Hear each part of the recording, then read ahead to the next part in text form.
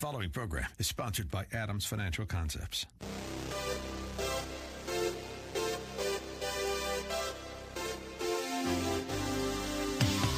Welcome to About Money, a different approach to investing you won't hear anywhere else. Your host, Mike Adams, is a registered investment advisor and works with investment portfolios exceeding over $100,000 in net worth and has a proven track record of managing long-term investments, surpassing the markets in the long term. The information shared on the following program is for educational purposes only, and any investment advice given may not be suitable for all investors. And now, here's Mike.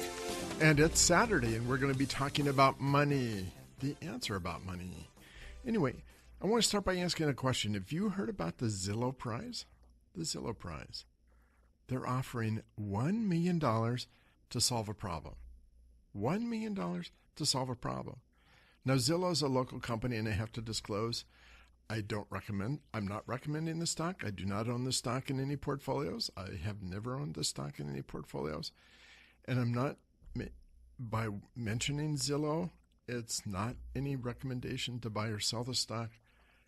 All I want to do is talk about a $1 million prize. I want to talk about Charles Lindbergh, too. How does that all play into the fact? You know, Charles Lindbergh, 1927, flew solo from New York to Paris, flew the Spirit of St. Louis across the Atlantic, named Lucky Lindy. Now, how does all that relate to a $1 million prize? We're going to come to that in the program. I think you'll be interested. So keep listening. That's coming later in the program. We have a really interesting guest today who may have something to do with that as well. So we'll talk about all of that. And you've heard the phrase, the market's telling us this, you can't fight the tape. We're going to talk about those things later in the program too. But I want to start by talking about disruptive technology. Disruptive technology.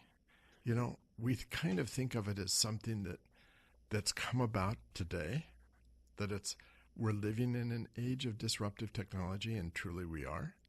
But I want to take you back 1,000 years ago. You know, I started my career in the aluminum industry. It was a company that was half owned by a French company and half owned by an American company. And that gave me the opportunity to spend 1.5 years living in France. And I can remember one time going to the Cathedral of Chartres. Chartres is a magnificent cathedral, has what are considered magnificent blue-stained windows. Very, very difficult. They have not been able to duplicate the blue in those windows. It was a cathedral where there were a lot of pilgrimages. When you walk into the cathedral, there's actually the stone path is worn down from people kneeling and crawling into the cathedral. Built in 1194. But part of being there is a description of the cathedral and the story of how it was built. It started in the late 8th and beginning of the 9th century. But that was also a time in which you had the first disruptive technology. Maybe there's been more. I'm sure that there were more before that. But in the 8th or 9th century, you had the invention of the iron plow. Prior to that, the way that the land was worked was with individual furrows, with individuals going along and hand plowing the fields, hand spades. But the iron plow increased productivity in the agricultural market, and all of Northern Europe began to increase wealth. The size that they could farm increased, the number of people required to farm the same amount of production decreased, and it meant that there was further income coming in. By the 11th century, they had created a number of wealthy farmers and royalty and the Catholic Church. And, you know, when you think about Chartres, it was a building that would have taken $300 million to build. Town population of only 9,000, which means 35,000 for every man, woman, and child in that town to build that. So what does that have to do with investing? We'll get there. So Part of also living in France was living there and taking our children back. And I can remember walking through the Louvre. And if you walk through the Grand Museum, the Grand Hall of the Louvre in Paris, you can look at the time of the Grand Master painters. And walking through there with my son, I took him through the Grand Hall one time and talked about the evolution of painting. If you look at the early days, the paintings were about the church, the Bible, the Christian faith. That's because it was the church that had the wealth. But as the iron plow came into existence, it began to create wealth for the nobility. And if you look at the paintings, there's a complete shift from religious paintings to paintings of the royalty. And if you continue to walk down even further, by the 1600s, wealth had spread from nobility to the merchants as well. The 1600s was the golden age of the Dutch, the Holland. Holland was the most prosperous country in Europe. You had Rembrandt and Van Eyck and Hals. The German and the French artists as well, David and Poussin, Ingres and Delacroix. By the Middle Ages and Renaissance, the disruptive effect of the plow had passed all the way through trade. Trade was happening worldwide, and it was the ships that had grown and improved, plus a number of other inventions. All of that means if you look at the graph for wealth, it starts in the lower left-hand corner and goes to the upper right-hand corner.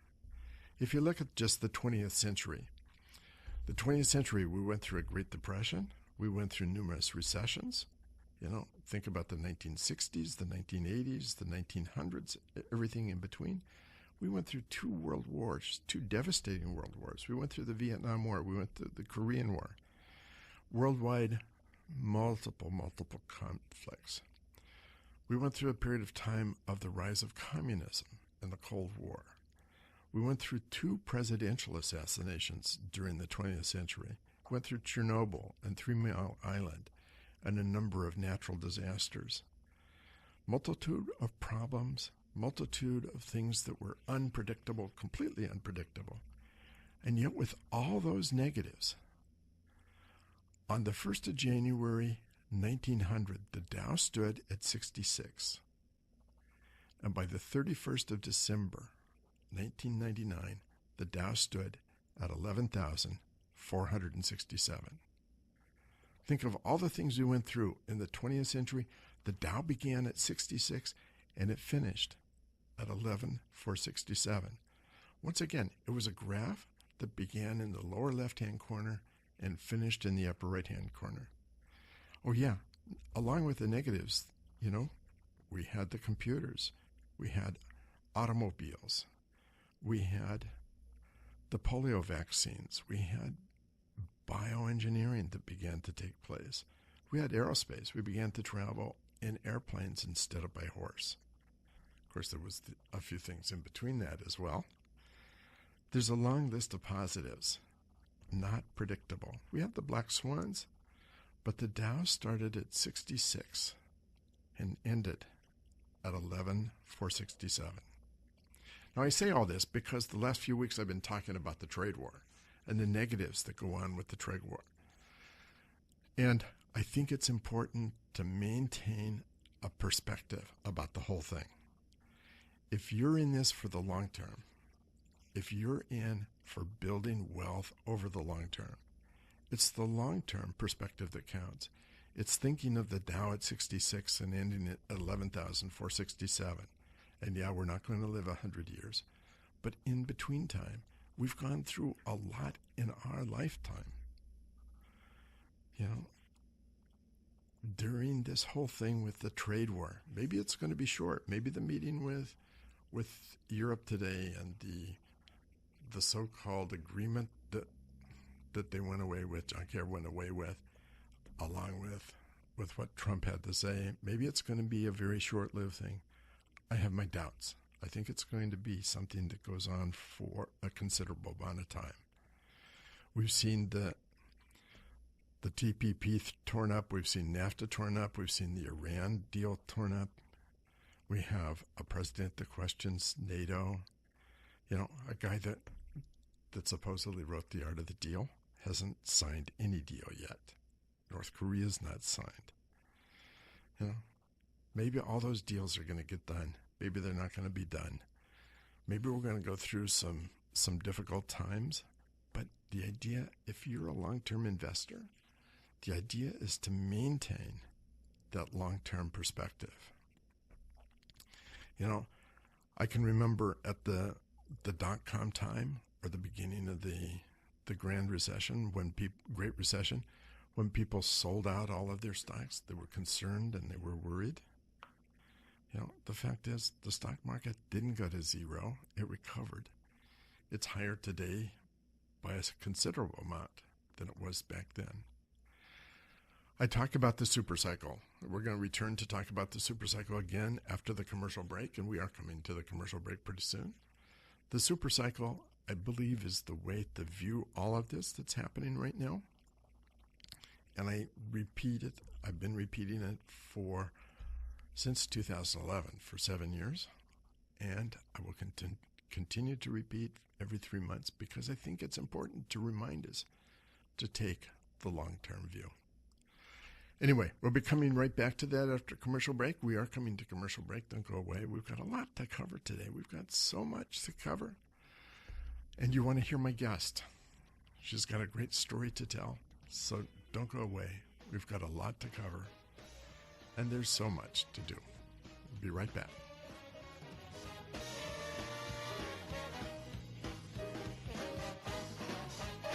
More about money coming up with Mike Adams on AM 1590, The Answer. For more information, click on adamsfinancialconcepts.com.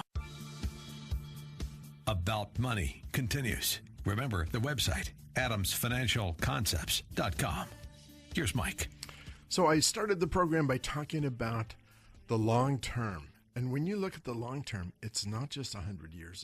It's been over 1,000 years in which we've seen wealth grow from the lower left-hand corner of the graph to the upper right-hand corner. And we're continuing to see that. And when you're a long-term investor, yes, there's some portfolio shifts that can be made that improve your returns. There's some things that can be done to improve returns.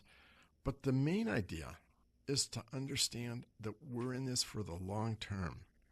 And what's underlying this, what's underlying where we are today in this whole cycle, is a study that was done by Standard Chartered Bank of the UK back in 2011, November of 2011. I've been talking about it since the beginning of 2012. They did a study. Standard Chartered Bank has 1,700 branches, 80,000 employees out of the UK.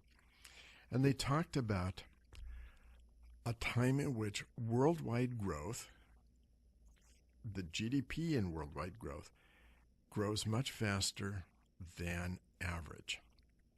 The first cycle was from 1870 to 1913, 43 years, and it was driven primarily by the industrialization of the United States. Strange thing in the United States at that time, because in 1874 we went into a financial crisis like the Great Recession, and that was followed by 6 additional financial crises before we got to 1913 and established the Federal Reserve.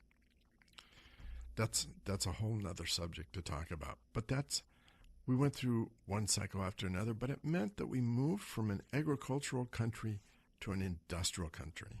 It was the beginning of industrialization.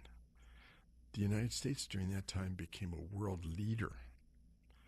The second cycle, from 1945 to 1970, 35 years long, was driven by the reconstruction of Europe and the Asian exports. It was a relatively benign time for business cycles. It wasn't like the first super cycle where you had one financial crisis after another. It was relatively benign. You saw a lot of growth in wealthy countries like the U.S. and the U.K. and France and Germany. The Eurozone saw that growth happening. You saw that the stock market went from 150 to 1,000 during that period of time. Actually, from 100 in 1941 to 1,000 by the 1966 time. You saw the death of colonial system, Africa and Asia, those colonies by the main countries, the wealthy countries. We saw the dissolution of the colonial system, and we saw the Cold War take place. The new cycle, Standard Chartered Bank said, started in 2009, and it's probably going to go through 2030, which means we've got a long way to go yet. The winners are going to be globals, and it's going to be driven primarily by the emerging nations, those countries which have trailed up to this time, but they're beginning to grow. The forecast is that 93% of the world's middle class will live in those nations. 93%. You know, there's a spread between middle class, but what that really means is 93% of the world's population will become consumers. They'll buy clothes, they'll buy food, they'll buy cars, they'll buy cell phones, they'll buy lattes, they'll be consumers, they'll buy TVs. They'll become consumers instead of living at subsistence levels. And it's going to be a very different kind of time. You know, we're seeing some of that impact with China and India, Indonesia, Russia and Brazil, Turkey and the sub-Saharan Africa.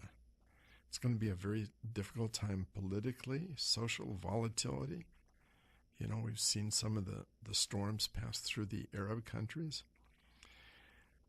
It's going to make a significant change in the balance of world power as well.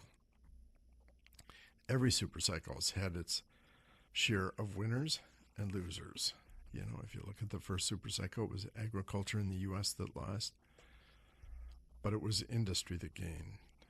So I think when we look at this, when you look at where we are in the investment cycle, even though we're coming to some real questionable times in the market with the trade war, the focus is to stay focused on the long term. You know, even in America, as we go through trade wars, it will affect different areas of the economy in different ways. You know, travel and leisure, restaurants. You know, even though the deficit for the U.S. is growing significantly, that's put a lot of money into consumers' pockets, and they're spending it, according to a lot of studies. Healthcare, the FDA is moving drugs through the pipeline at a faster clip, and we're getting older. Healthcare is going to be one of the areas which we see. High tech. You know, high tech is not going to be very affected by changes in raw material prices. It's going to continue to guide increased productivity and increase our standard of living. Raw material prices are rising, and that's going to affect some of the other areas. So the trade war is going to have an impact on parts of the nation, and parts of the nation or parts of the economy, it's going to be relatively benign or even, to some extent, a positive. The idea is to focus on the long term and not the short term. The idea is to stay invested and gut it through. If you look at the curve, it starts in the lower left-hand corner and goes to the upper right-hand corner. If you can stay with it, you can do well. Anyway, that wraps that up. Before I get to that $1 million prize, before I get to Lucky Lindbergh, before I get to what the market is telling us, I want to introduce my guest today. And if I mispronounce her name, I'll just say I'm sorry before I even start. Domenica Lavaglia. Did I say it correctly?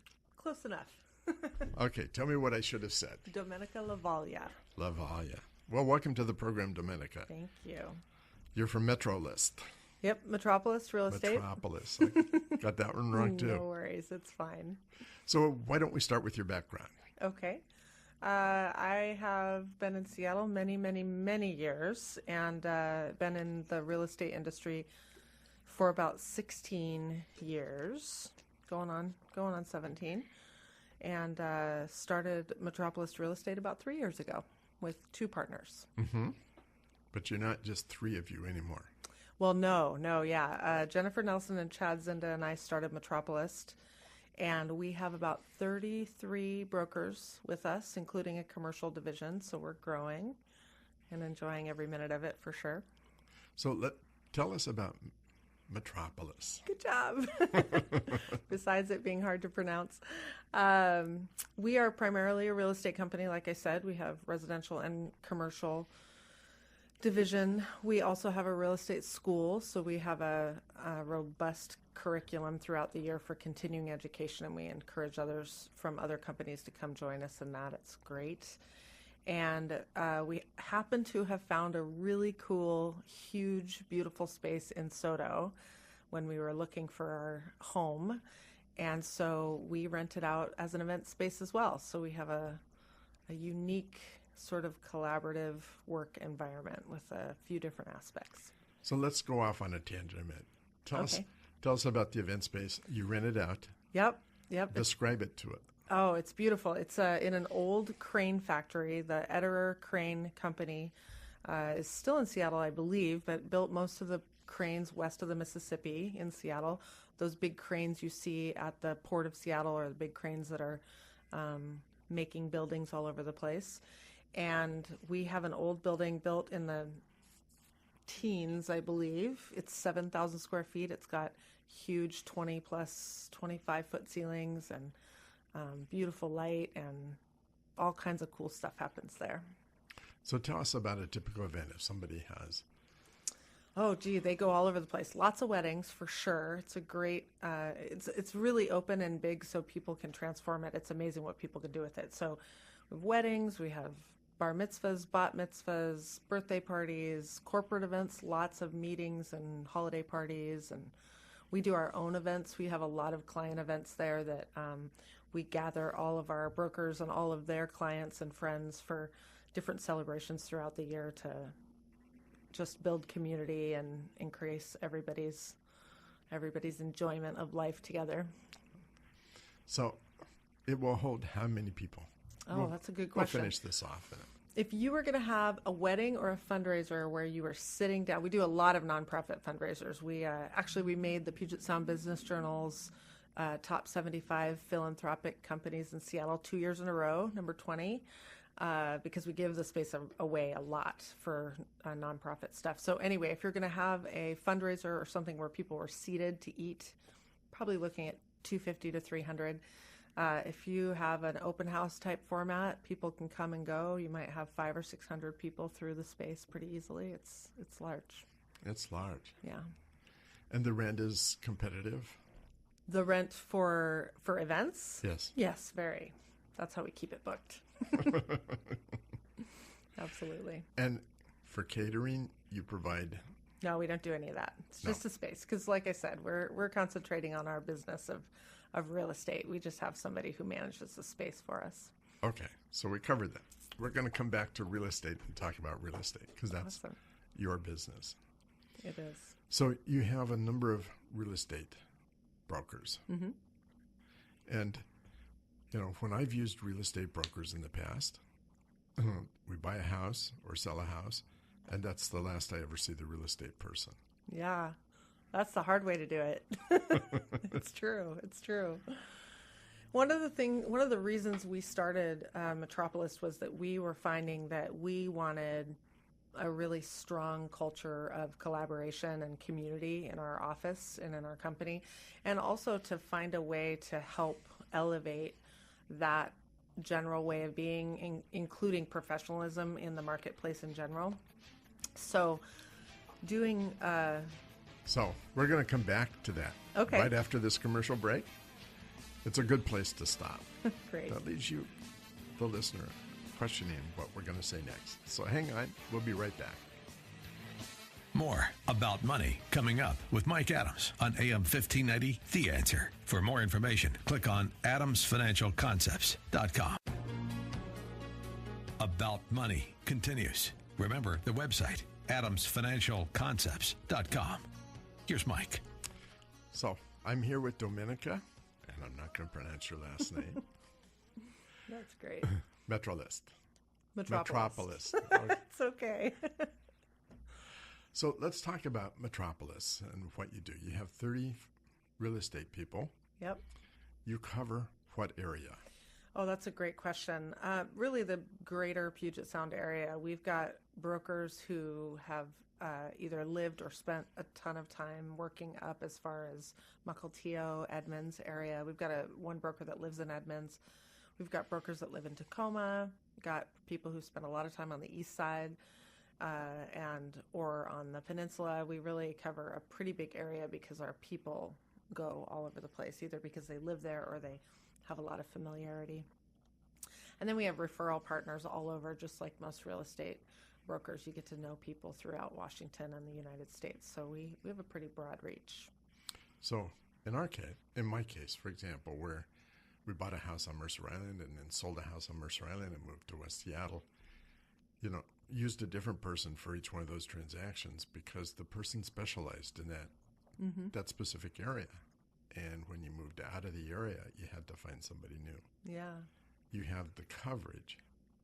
You can go from one spot to another.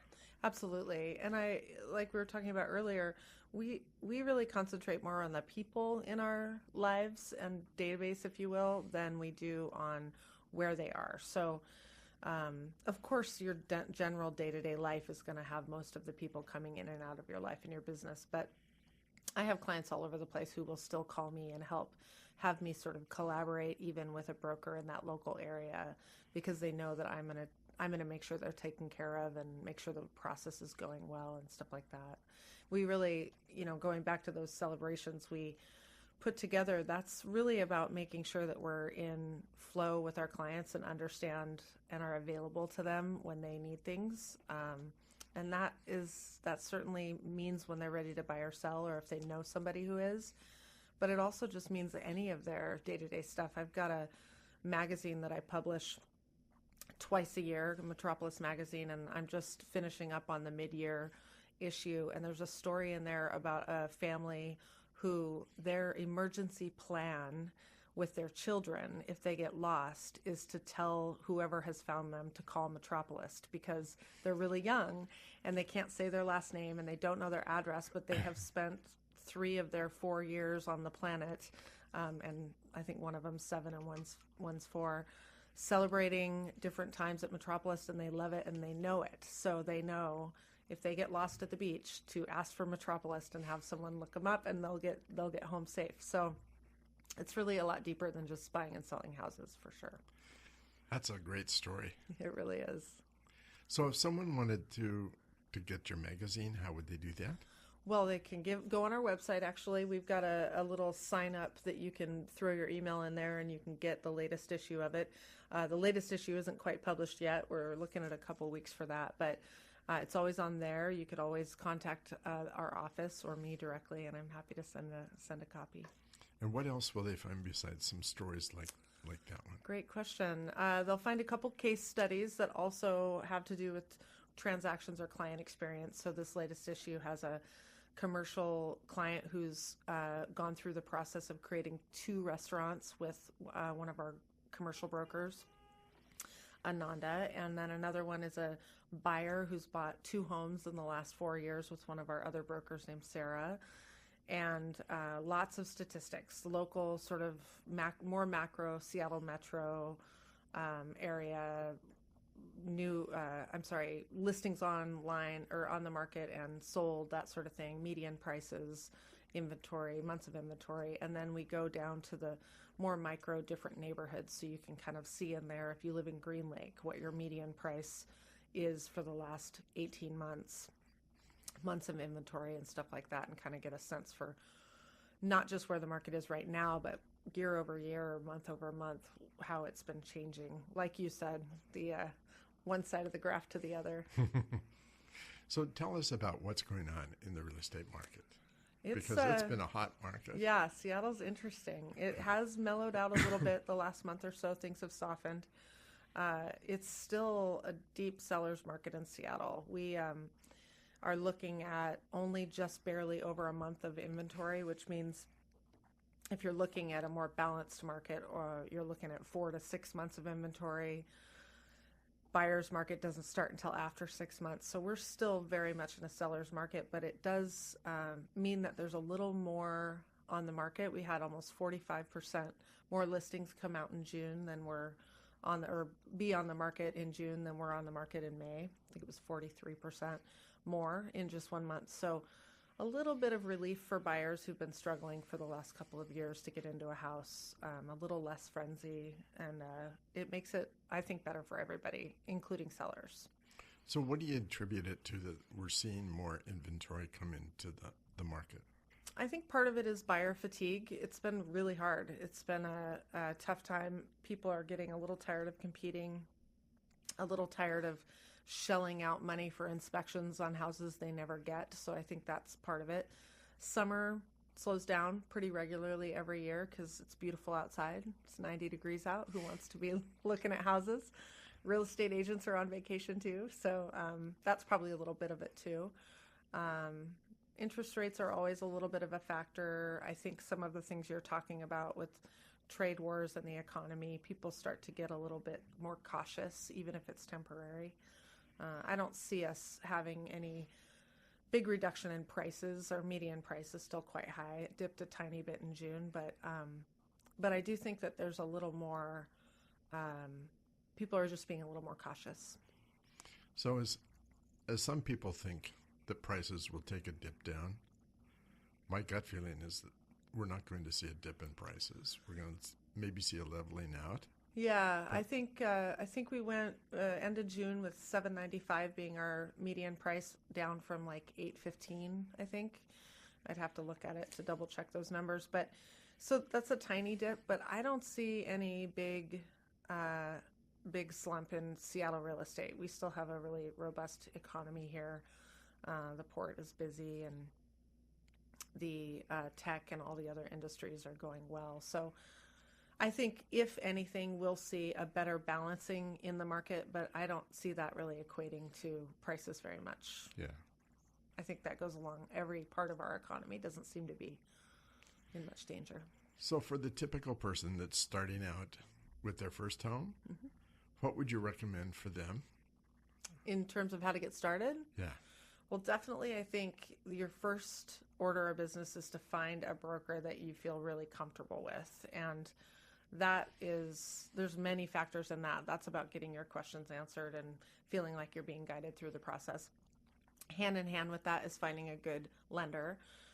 Oftentimes your broker will have a lender they work with, but the most important thing is that people sort of compile that team around them and feel like they're gonna be able to navigate it with a bunch of people to help them be successful. It's really common for buyers to just sort of start looking online and going to open houses or calling the broker on the sign.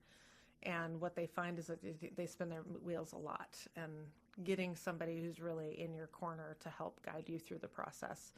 It's like anything. You don't do it every day. You do your job. You don't do that job. So having an expert that works well with your personality, that you feel really confident and trusting in, is super important. And would you say that's also true for the person that's got a house now that's ready to move up? Absolutely, for sure. People have an idea that you can just stick a sign in the yard and it'll sell for $1 million. That might be low these days, but nonetheless, especially now that things have softened a little bit, we're seeing things last a little bit longer on the market. And even though prices are still high, the strategy around preparing and pricing, and then the strategy around making sure that you maximize your offers and the end goal is, it takes a lot of nuanced knowledge and a fair amount of gut instinct and experience in the marketplace. So I'm seeing sellers leave money on the table that they didn't need to leave on the table, either because they started the process wrong or they're giving it away in a way that is just unnecessary because they don't have the guidance they need. So how would somebody get a hold of you? How would they get a hold of brokers at your company? Well, you certainly can email us, or you can find us online at metropolisgroup.com. We've got a great Facebook page and a good blog, and certainly you can call me anytime. And how would they do that? You want me to my Your number? Yeah. Okay, 206-730-3812, and my email is domenica@metropolisgroup.com. Well, thank you. Thank Very you. interesting. It's quite a time in the real estate market. It really is. It really is. So talking about real estate, we're going to talk about the $1 million prize that Zillow is giving away. $1 million prize. Why would they give away a $1 million prize? You're going to find out. We're coming to a commercial break, and we're going to talk about that after the commercial break. We're also going to talk about what does it mean when people say the market says this, don't fight the tape. All that's coming right after this commercial break. If you miss any part of this program, you'll find it posted on our website. You'll also find it on YouTube. So check out About Money on YouTube. Check out our website. You'll find this program and a lot of others. You'll find our blogs there. And you can like us on Facebook. You can like us on Twitter. We are sitting here, and Sarah is tweeting as we talk. So we're coming to a commercial break here. Don't go away. We got a lot to talk about. $1 million prize. How does that fit with Lucky Lindbergh and flying across the Atlantic as a solo pilot in 1927? Coming up. Don't go away.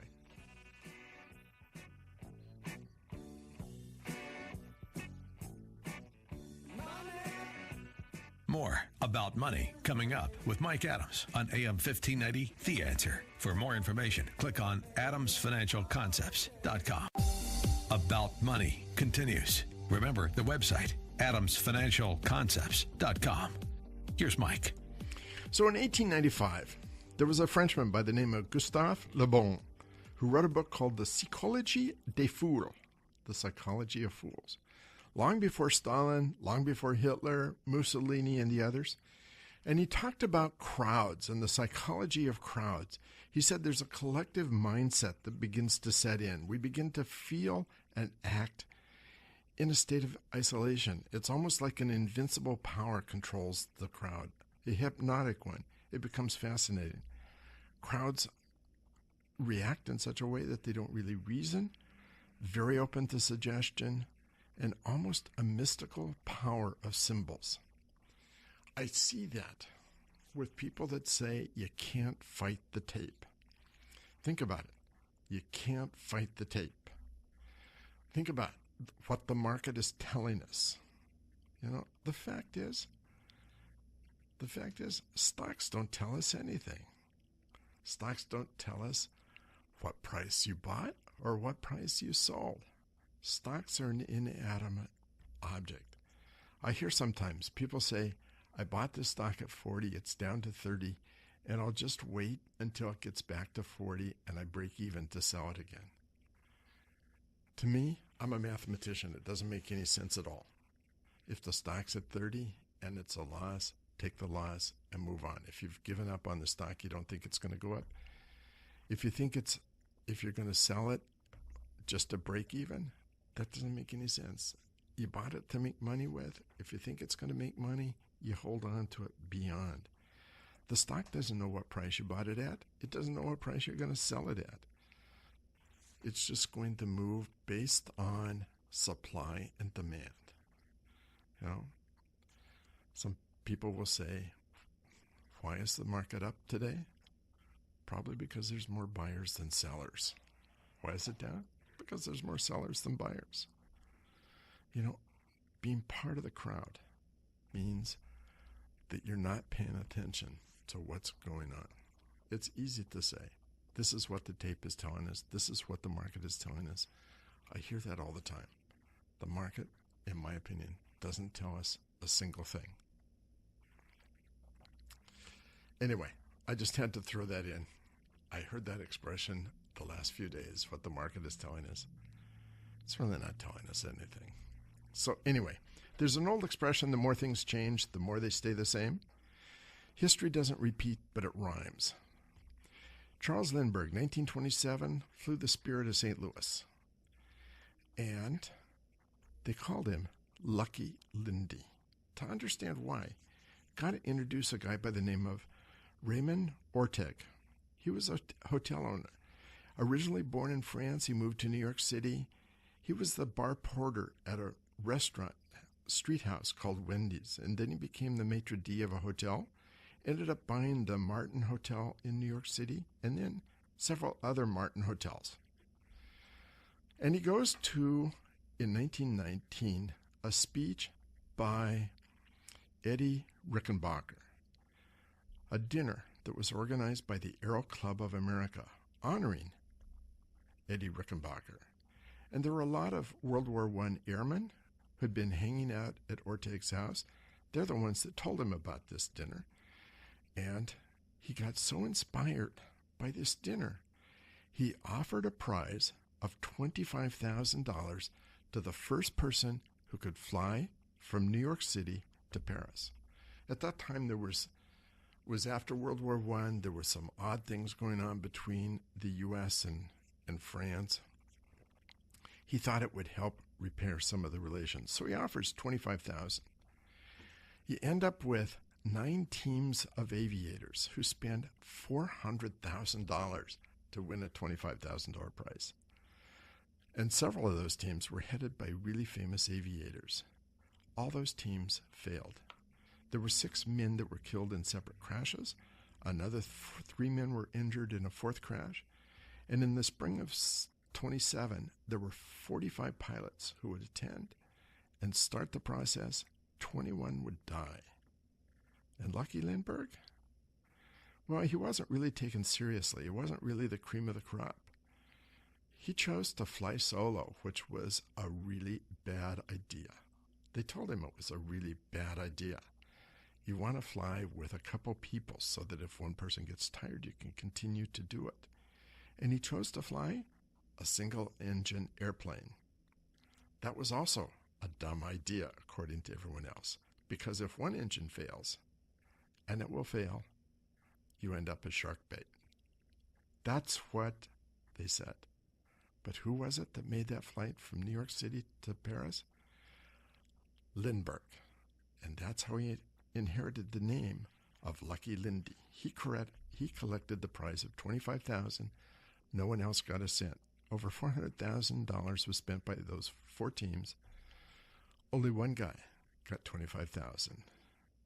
There was not one penny that went to anyone else. But Orteg wasn't the first one to invent the prize. 1714, the Brits put up a prize of 20,000 pounds for somebody to come out to figure out how to measure longitude. 1795, Napoleon paid 12,000 French francs to figure out how to preserve food for his troops when he invaded Russia. In 1823, there was a 6,000 franc prize to commercialize a hydraulic turbine for the textile industry. There have been a lot of prizes that have been given. Asari gave an X Prize in 1995 of $10 million to commercialize human flight. The X Challenge by Wendy Schmidt Oil was an oil cleanup. It came about because of the BP Oil Prize. 200 million gallons spilled by the Exxon Valdez, 200 million gallons, 18 times what the Exxon Valdez had spilled. And it was covering 2,500 to 4,000 square miles. A huge, huge oil spill. And so there was a prize given for how to clean that up. A lot of those prizes have come about in the last few years. And so recently, Zillow came up with their $1 million prize. $1 million to any individual or team who can develop an algorithm that's better at predicting the price of homes than the Zestimate home valuation algorithm. So that should tell you that it's not that accurate. But they're willing to pay $1 million. Bill Joy had this to say. He said that no matter who you are, most of the smart people work for someone else. Think about that. No matter who you are, most of the smart people work for someone else. The idea behind all these prizes is to find those people who, for a prize, will work and develop systems or algorithms or equipment or processes that will, in fact, be much better than anything else anyone has. We live in a time of disruption. I started talking about disruption with the iron plow 1,000 years ago. Today, disruption is going on much faster. Disruption can be from someone sitting in their garage and developing a product or developing a service or developing a program or a process to a group of people who gather together and develop ways to clean up an oil spill. And there have been several teams that have been a complete surprise winning some of these prizes. It's part of what we do today, and it's best if you're an investor to know what's going on. That's the reason we do this program, is to put you ahead of the curve instead of behind the curve, to tell you what's going on and why it's going on and how it might affect your investments. That wraps it up for today. Have a very great rest of the weekend, and I'll be back next Saturday to talk about money. Till then, have a great week.